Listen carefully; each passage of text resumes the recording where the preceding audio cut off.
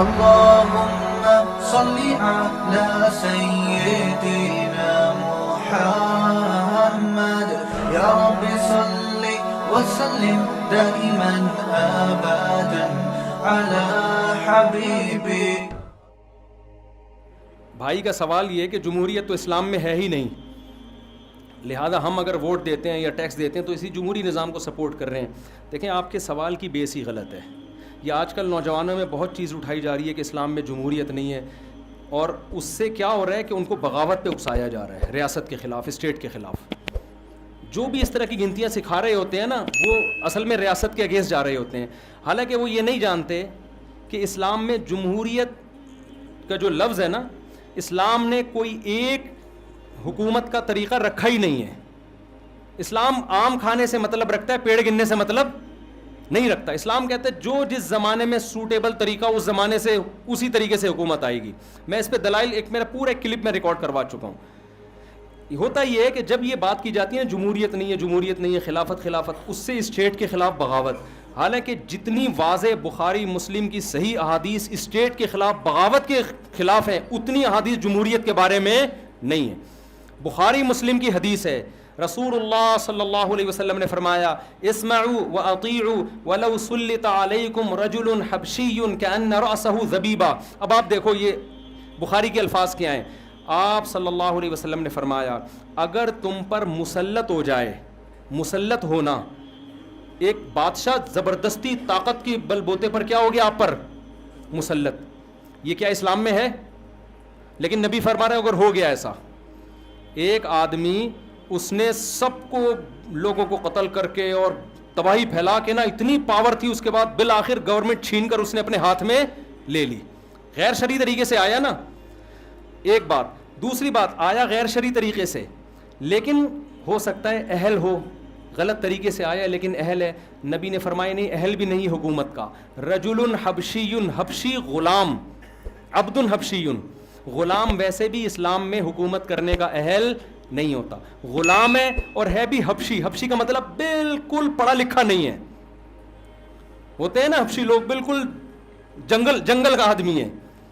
وہ مسلط ہو گیا کأن رأسہ ذبیبہ، اور کوئی پرسنالٹی بھی نہیں ہے. بعض دفعہ انسان کہتے ہیں میرے جو بندہ مسلط ہو کے ہم پر حاکم بنا ہے نا، وہ نہ پڑھا لکھا ہے، جنگل سے آیا ہے، نہ اس کو حکومت کرنا آتی ہے، کچھ بھی نہیں ہے، لیکن پرسنالٹی سی لگتا ہے کہ صدر ہے یا وزیر اعظم ہے. نبی نے فرمایا اس کا سر کشمش کی طرح پچکا ہوا ہے. بخاری کی حدیث ہے. جب بن گیا نا اور گورنمنٹ اس کے پاس آ گئی ہے تو نبی نے حکم دیا اس کے خلاف بغاوت کی آپ کو اجازت نہیں ہے. اسمعوا واطیعوا، سنو بھی اور اطاعت بھی کرو. نہیں آ رہی بات سمجھ میں؟ کیوں؟ اتنی پاور کے بعد جب وہ آیا ہے، اس کا مطلب پاور کس کے پاس ہے؟ اس کے پاس. اگر آپ اس کے خلاف اٹھو گے قتل کرے گا، خون خرابہ ہوگا ملک کے اندر. جو اس نے کیا وہ جب ایک انتہا کو پہنچ گئی تو اب ہو گیا نا، غلط کیا، لیکن جب ایک رزلٹ ہے اس کو ختم کرنے کی کوشش کرو گے اس سے بڑا نقصان ہوگا. اسی کو کہتے ہیں بعض غلطیاں ریورس نہیں ہوتی. اور آسان مثال سے سمجھاتا ہوں. میں نے جب دوسری شادی کی تو بڑا ہنگامہ ہوا. ہمارے ایک ریلیٹیو کے پاس ایک صاحب گئے کہ ان سے بولو کہ یہ دوسری کو طلاق دے دیں.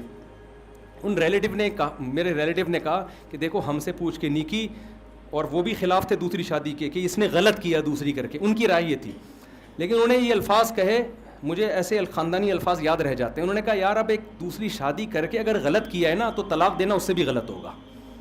اس وقت ان کے یہ الفاظ تھے کہ بعض غلطیاں ایسی ہوتی ہیں کہ وہ ریورس بولتے کیوں نہیں. یہ ان کی رائے یہ تھی کہ دوسری شادی غلط ہے. میری تو بہت اچھا، پہلی دفعہ زندگی میں کوئی ڈھنگ کا کام کیا معذرت کے ساتھ، تو میری رائے یہ تھی. لیکن ان کی رائے یہ تھی کہ غلط کیا لیکن اب طلاق کا مشورہ. انہوں نے کہا یار وہ بھی تو کسی کی بیٹی ہے نا جو دوسری بیوی ہے، اس کا ہم گھر کیوں اجاڑیں. تو یہ بڑا خاندانی لفظ ہے، اس کو یاد رکھو، زندگی میں کام آئے گا. بعض غلطیاں جب ہو جاتی ہیں تو ان میں ریورس گیئر لگا دیا تو اس سے غلط. اگر کوئی حرام طریقے سے، ناجائز طریقے سے آیا، ملک پہ مسلط ہو گیا، آپ کا صدر وزیر اعظم بن گیا، غلط ہو گیا، اب اس کی اطاعت نہ کرنا اور اس کے خلاف بغاوت کرنا یہ اس سے بڑی غلط، کیونکہ ملک کا نظام تباہ و برباد ہو جائے گا. تو یہ جو موجودہ جمہوریت ہے میں اس کو اسلامی نہیں مانتا، کوئی بھی نہیں مانتا. اس میں ایک پڑھے لکھے آدمی کے ووٹ کی ویلیو اور ایک گدھے گھوڑے کی ووٹ کی ویلیو برابر ہے. تبھی تو دیکھو نا جو کس قسم کی چیزیں مارکیٹ میں آ رہی ہیں.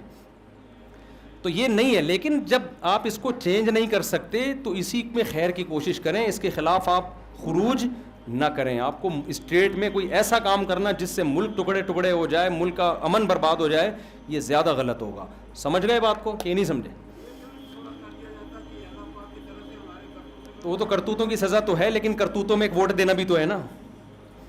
غلط لوگوں کو ووٹ دینا بھی تو ہمارے کرتوت ہے نا. تو پھر وہی چیز آئے گی مارکیٹ میں جس کو جو آپ لا رہے ہو. جی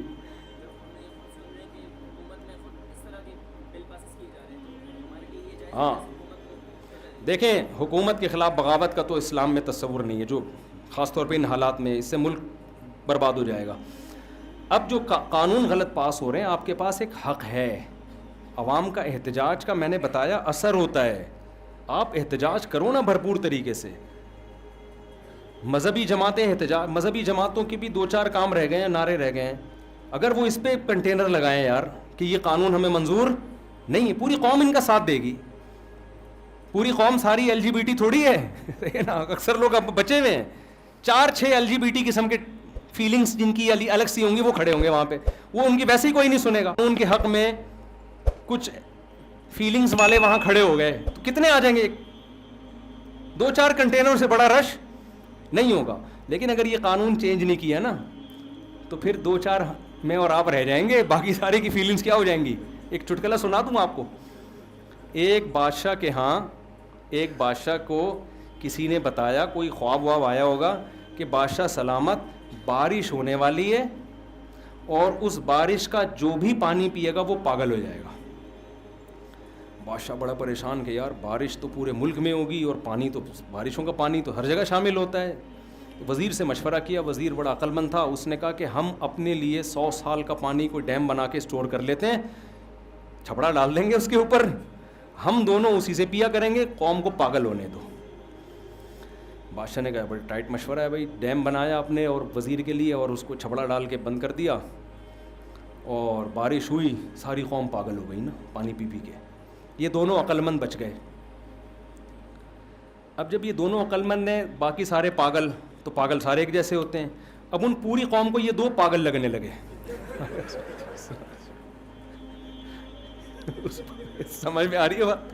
فیلنگس اگر سب کی چینج ہو گئی نا, قانون اگر اسی طرح رہا تو میں اور آپ کو سب لگیں گے کہ یہ مخنث ہیں, یہ کوئی الگ سی مخلوق آ گئی.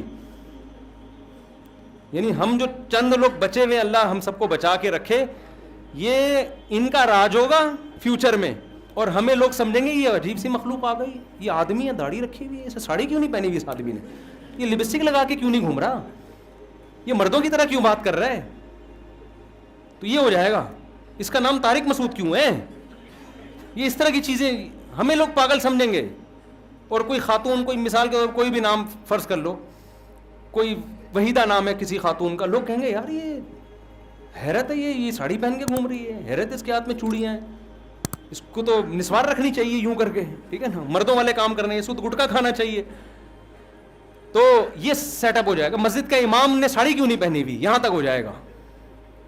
تو یہ سب نا ہم لوگ کو لوگ بیوقوف. اگر یہ قانون اسی طرح برقرار رہا تو وہ بادشاہ نے کیا کیا کہ اب بادشاہ کے خلاف ہو گئے سارے لوگ, سب کی فیلنگس الگ, اور بادشاہ اور شہزادے کی فیلنگس, کیونکہ سارا یہ جو LGBT ہے نا فیلنگس پہ ہی چل رہا ہے آج کل سارا, اس لیے میں فیلنگس کا لفظ بہت استعمال کر رہا ہوں آج کل, کہ خدا کا واسطہ اپنی فیلنگس کو بچا کے رکھو.